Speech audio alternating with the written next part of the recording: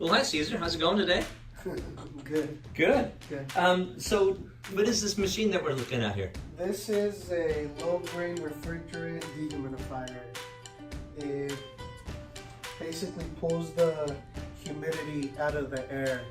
It has a filter here where the air travels through the filter and it passes through a cold coil that condensates the water out of the refrigerator.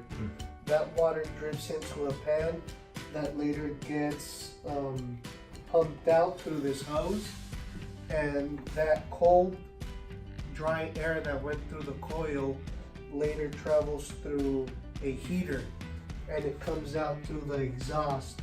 So it repeats the process over and over again until we're able to dry out a house. How do you know when a house is dry? Well, we check with the moisture meter. Ah, okay. We'll see one of those later on. Yeah. Great.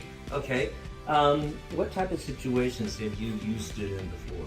Like a common occurrence in a home or a business? A dehumidifier typically is that piece of equipment that always makes it to a. So we use a fan to pull the moisture out, and the moisture essentially comes up to the environment.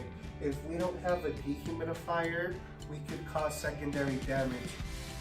Mold can grow in areas with high humidity. They don't have to necessarily have had water completely run through them. So if you only have the fans, you're gonna have basically rain coming down from the ceiling because all the humidity will build up in the ceiling and drop later. So, Cesar, tell me about thermal imaging. This is a FLIR, thermal imaging camera, and we use it to identify affected materials at a much faster rate.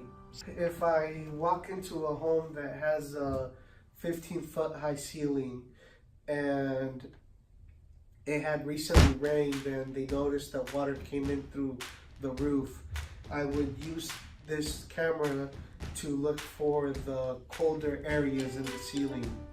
So once I use this camera, it'll outline the areas that are colder and the areas that are regular temperature. So we suspect that the colder areas are the ones that are wet. We could later confirm it with the moisture meter, but this is a really neat device to be more thorough. So are you saying that wherever you train the lens on that camera, it can tell the relative difference in temperature? Is that what's happening? Yeah. And so why would you use that versus the moisture meter? The moisture meter. Well, this doesn't replace a moisture meter. It's a tool that we use to identify the wet materials faster. All I have to do is point it somewhere and it'll tell me the temperature of it. If it's colder, I'll check it, and more often than not, it's wet. If you point it at a wall, most of the wall should be around the same temperature. So wherever there's a difference in temperature, it'll outline it a different color.